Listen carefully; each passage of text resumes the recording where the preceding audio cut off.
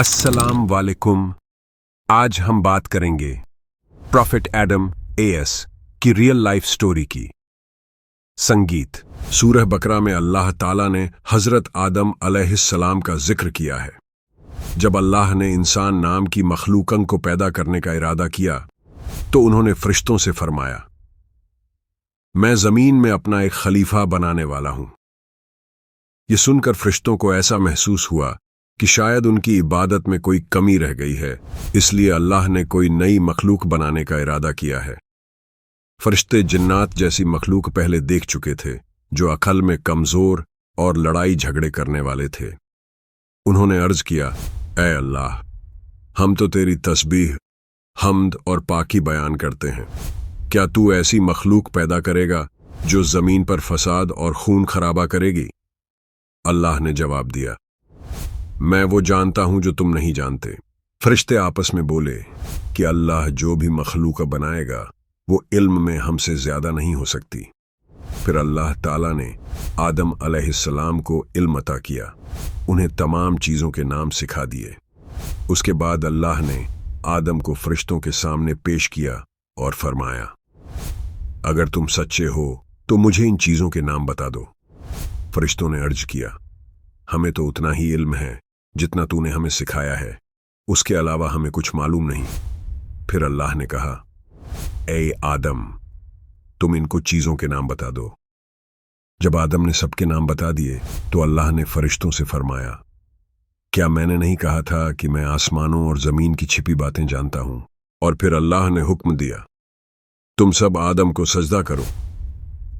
सारे फरिश्ते सजदे में गिर पड़े, मगर बस शैतान बियन ने इनकार किया। अल्लाह ने पूछा, ए इब्लीस, तुझे क्या हुआ कि तू सजदा करने वालों में शामिल नहीं हुआ? शैतान ने तकब्बुर में कहा, मैं इंसान को सजदा नहीं कर सकता जिसे तूने सड़ी हुई मिट्टी से बनाया। मैं उससे बेहतर हूं। तूने मुझे आग से पैदा किया और उसे मिट्टी से। अल्लाह ने फरमाया, यहां से निकल जा, तू मरदूद है, क़यामत तक तुझ पर मेरी लानत बरसेगी। शैतान ने कहा, ऐ मेरे रब, मुझे क़यामत तक मोहलत दे। अल्लाह ने फरमाया, तुझे मोहलत दी गई। शैतान बोला, क्योंकि तूने मुझे गुमराह किया है, मैं तेरी सीधी राह पर इंसान के लिए बैठूंगा। मैं उन्हें हर तरफ से घेर लूंगा, आगे से, पीछे से, दाएं से, बाएं से, और उनमें से ज्यादातर को तू शुक्रगुजार नहीं पाएगा।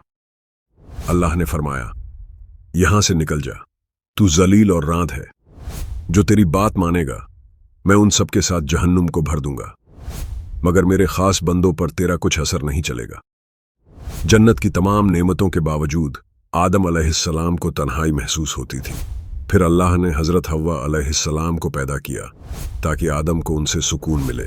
अल्लाह ने फरमाया, ए आदम, तुम और तुम्हारी बीवी जन्नत में रहो और जहां से चाहो आराम से खाओ, लेकिन उस खास दरख्त के पास मत जाना, वरना तुम जालिमों में से हो जाओगे। शैतान ने दोनों के दिलों में वसवसा डाला और कहा, तुम्हारे रब ने तुम्हें उस दरख्त से इसलिए रोका है कहीं तुम फरिश्ते ना बन जाओ या हमेशा जिंदा ना रहो।